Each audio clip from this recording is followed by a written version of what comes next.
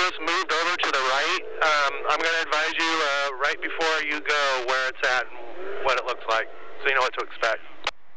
10-4, thanks.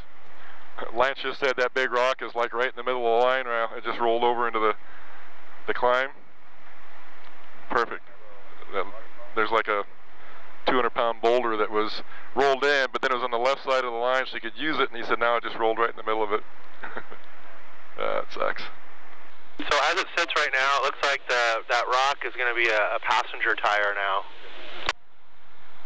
10-4, so you want me to come in way left and steer right at the end? Yeah, that's what it looks like right now. We'll see what Levi does to it. 10-4. Driving the course in your head right now? Yeah. Good. You ready to get something out there? I'm ready. All right, dude, I'm freaking pretty pumped right now. This should be fun.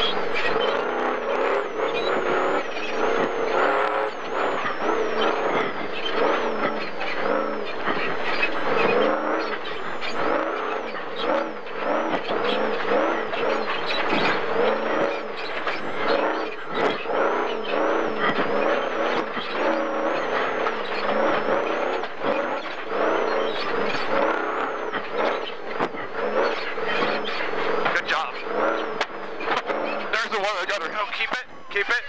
I just broke her steering. Okay. Just a flat. Keep going, buddy. You think you broke the ram? I don't know. How's the steering feel?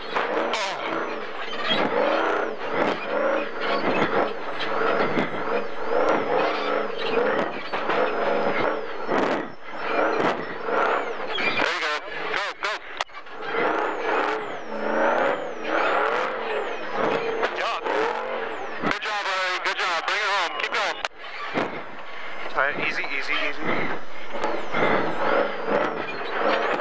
Easy. Get in two-wheel drive. Down, easy, easy. Big downhill. There we go. Let's get back on it.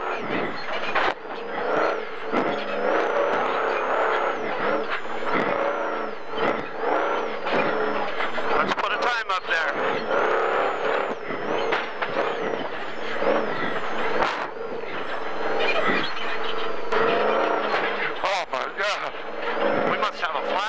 What? Oh, we got a flat, he said.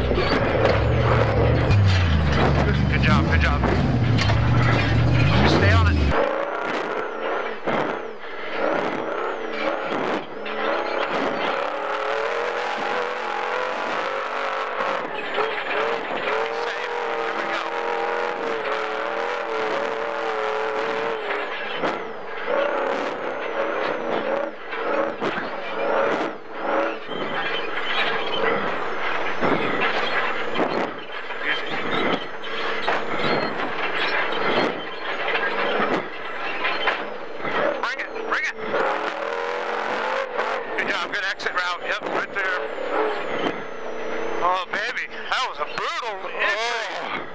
God, before we even got a chance to climb that thing. Oh, I hope that freaking car's all right.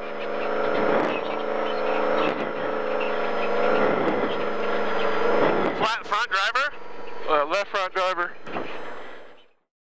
Larry, I know you're a busy guy inside the car and out today. Congratulations, first of all, on qualifying. Thank you. Things didn't go exactly as planned, but they never really do here at King of the Hammers, do they? Sometimes they do, but very rarely. I had a goal in mind for a time when I left.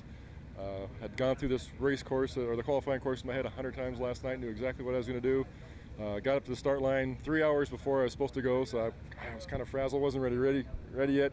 Got to the start line, and they kept delaying it, and then finally got up to the start line, and then Big Ugly came across the finish line and cartwheeled. The worst Ultra 4 wreck I've ever seen. So it kind of shook me up a little bit, and thinking, I got to focus, I got to do this. Still knew the time I wanted to beat, and went out there with the idea that that's the time I was going to beat, and probably could have if I hadn't overdriven the car and made a mistake and basically wrecked. I hadn't even got to the rock climb yet, and still had to try and figure out if I was going to finish this or not. And Greasy said, "Dude, let's just get a time. We can do this." Went up it, no problem. Went down the rock hill, no problem. Had some issues shifting in and out of gear. It was peeling out because I was in two-wheel drive, and got his time. I don't know how it compares. I mean, we're just we're 30 seconds out of the top 10 with 3 wheels for the last I don't know, half the course. So of course we're not happy that any of this happened, and it's going to keep us busy the next couple of days. Yeah, I've seen you wheeling and dealing on your phone here. Right after you got out of the car, you started making phone calls, getting back to work. Right, I'm glad we qualified on Tuesday just because of that. So if something's, there is an issue, then we can get the parts here. The problem is almost everything that we've potentially have damaged is all custom stuff. So it's a little harder to source. Dave's got some options. You know, he's got a total stock setup that we can put back on there if we needed to, if we can't source the custom stuff. So we've got a plan. We'll be back together, hopefully as good, if not better than new. Luckily it's Tuesday afternoon. We still got Wednesday and Thursday to finish this, so I think parts are coming tomorrow night, and we'll slap it back together. And what are you going to be doing in the downtime between now and race day, other than biting your nails hoping your crew gets this thing put together the right way for you? It changes our plans a little bit. You know, we wanted to do a little bit more pre-run and wanted to do some more shakedown on the car. We made some changes. Everything we've done I'm real happy with. Probably when it gets back together we'll go out and run a little bit, make sure that everything we did change is okay, or that we replaced is okay. I've got the guys from 4 Wheel to Heel here. They're coming out for lunch tomorrow. Randy, our excellent chef, will be cooking lunch for the whole crew and the 4 Wheel to Heel crew. So we had kind of a down day planned for tomorrow anyway, so it you know, this will distract us a little bit, but not take away from what we had planned for the rest of the week, hopefully. And who would have thought that the toughest obstacle for you at King of the Hammers was going to be the podium? Yeah, to get up on the podium, unbelievable. with three times. But it made, I was not going to not get up there. I thought I want to tell people what happened, so that so they knew that I just wasn't that. Well, I guess I am that bad a driver because I'm the one that hit the rock. But that, you know, I didn't get a 4-minute time because the car didn't work. I got a 4-minute time because I wrecked the car halfway through the course. So again, still pretty pleased that the car, as damaged as it was able to make the climb that most people, not most, some are struggling on. And very pleased that was able to go up the rock pile and back down the backside without wadding it up. And happy as I can be with Chris, who told me just to keep going. Dude, we're here. Let's lay down the time, and it was still pretty quick for a broken car. So Chris goes from cheering you on in the passenger seat, and now he's going to be underneath this thing for the next couple nights straight, probably. Yeah, Chris has got a couple of roles here. He's not only the crew chief, he's the co-driver. So. But nobody knows his car better than Chris. This is Chris's baby. He's been on it from the very beginning, and 95% of the stuff that's on this car, Chris has put on himself. He's got a great crew working for him, but you know, Chris is the guy that you know, makes all the decisions and guides these guys, as you can see, in the repairs. So I do with my hands, yeah. No, I won't hand it to you. I don't give this shit up, dude. Okay. No, don't touch this shit, dude. Yeah. All right, we good? We're going? All right, from behind the scenes at Poison Spyder for some time to now right in the middle of the action. Tell us a little bit about your day-to-day, Greasy, starting with the delay, and then what you saw at the starting line while you're waiting, and then And then what followed here with this rig?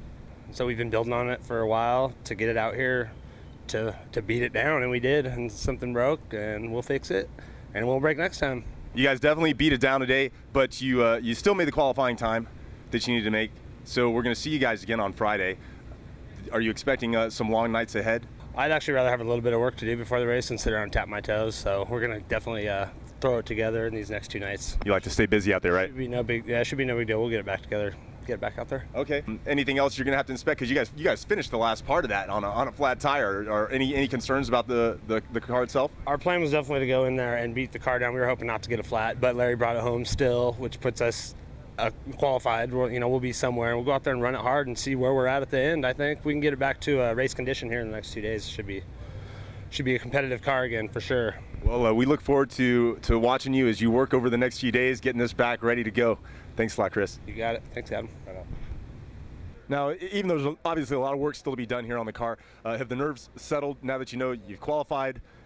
The 2 things that eat at me during Hammers Week is the start-finish line at qualifying and the start-finish line at the race. So I still got to get over. Once you get out in the race, once you get past the start-finish line in the race, you settle into a groove. Then it becomes fun. But that 30 minutes of staging is like for me the worst. And it was extended today because of a lot of unfortunate circumstances, which just tore me up. And that's the hardest thing for me this whole week is those 2 moments. And I'm glad that one's behind me.